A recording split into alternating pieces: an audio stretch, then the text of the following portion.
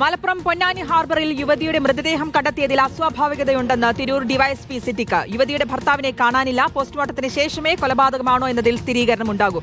ഇന്നലെ രാത്രി 10 മണിയോടെ യുവതിയെ മൃതദേഹം കണ്ടെത്തിയ സ്ഥലത്ത് കണ്ടവരുണ്ട്. നിലവിൽ സ്വാഭാവിക മരണത്തിന് കേസെടുത്ത് അന്വേഷണം ആരംഭിച്ചിട്ടുണ്ടെന്നും പോലീസ് അറിയിച്ചു. മരണത്തിൽ നമ്മൾ പ്രത്യക്ഷത്തിൽ കാണുമ്പോൾ അതൊരു ഏത് രീതിയിലുള്ള മരണമെന്നുള്ളത് ഇപ്പോൾ നമുക്ക് ഇൻക്വസ്റ്റ് കഴിഞ്ഞ് പോസ്റ്റ്മോർട്ടം കഴിഞ്ഞിട്ടേ പറയാൻ പറ്റുന്നുള്ളൂ. പക്ഷേ അസ്വാഭാവിക മരണമാണ്, സാധാരണ മരണമല്ല. സയൻറ്റിഫിക് ആയിട്ടുള്ള കാര്യങ്ങൾ നമ്മുടെ ടീം പുറത്ത് ബാക്കി കാര്യങ്ങൾ മൂവ് ചെയ്തുകൊണ്ടിരിക്കുന്നുണ്ട്. പിന്നെ പോസ്റ്റ്മോർട്ടം, ഫോറൻസിക്കിൻ്റെ ജോയിൻ്റ് ആയിട്ടുള്ള ഒപ്പീനിയനൊക്കെ അതിനനുസരിച്ചിട്ട് ബാക്കി നടക്കും. കേസ് രജിസ്റ്റർ ചെയ്ത് കാലത്ത് തന്നെ കേസ് രജിസ്റ്റർ ചെയ്തു. ഇന്ന് രാവിലെയാണ് പൊന്നാനി ഹാർബറിന് സമീപത്തായി യുവതിയുടെ മൃതദേഹം കണ്ടെത്തിയത്. പൊന്നാനി സ്വദേശി ഫാത്തിമയാണ് മരിച്ചത്. സോണൽ കൃഷ്ണയുടെ വിശദാംശങ്ങൾ നൽകാൻ. സോണൽ, എന്താണ് സംഭവം എന്നാണ്, എന്ത് നിഗമനത്തിലേക്ക് അല്ലെങ്കിൽ പ്രാഥമികമായിട്ടുള്ള അനുമാനത്തിലേക്കാണ് പോലീസ് എത്തുന്നത്?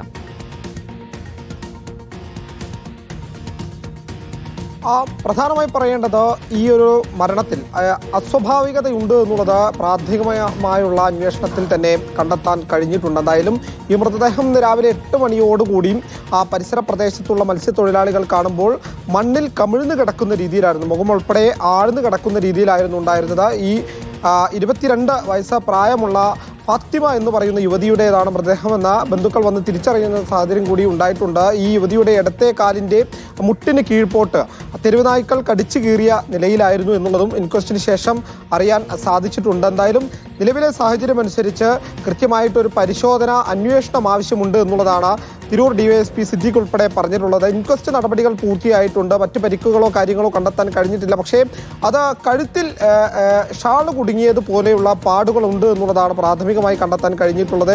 പോസ്റ്റ്മോർട്ടം കഴിഞ്ഞതിന് ശേഷം മാത്രമേ ഇത് കൊലപാതകമാണോ എന്നുള്ള കാര്യത്തിലൊക്കെ ഒരു സ്ഥിരീകരണം വരികയുള്ളൂ. എന്തായാലും ഇവരുടെ ഭർത്താവിനെ കാണാനില്ല എന്നുള്ളതാണ് മറ്റൊരു പ്രധാനപ്പെട്ട കാര്യം. എന്തായാലും ഒരു കൊലപാതകമാണോ എന്നുള്ള രീതിയിലേക്ക് സ്ഥിരീകരണം വരണമെങ്കിൽ പോസ്റ്റ്മോർട്ടം ഉൾപ്പെടെ കഴിയേണ്ടതുണ്ട്. ഏകദേശം 2 മണിക്കൂറിന് ശേഷം കൃത്യമായൊരു വിവരം നൽകാമെന്നാണ് ഡിവൈഎസ്പി ഉൾപ്പെടെ നമ്മളുമായി സംസാരിച്ചപ്പോൾ വ്യക്തമാക്കിയിട്ടുള്ളത്. എന്തായാലും ദുരൂഹതയുണ്ട് എന്നുള്ളത് യാഥാർത്ഥ്യമാണ്. എത്രയും പെട്ടെന്ന് ഇവരുടെ ഭർത്താവിനെ കൂടി കണ്ടെത്തിയാൽ മാത്രമേ ഇക്കാര്യത്തിൽ ഒരു വ്യക്തത വരൂ. എന്തായാലും പോസ്റ്റ്മോർട്ടം നടപടികൾ ആരംഭിച്ചിട്ടുണ്ട് എന്നുള്ള കാര്യം കൂടി ഈ സമയം നമുക്ക് അറിയാൻ സാധിക്കുന്നുണ്ട്.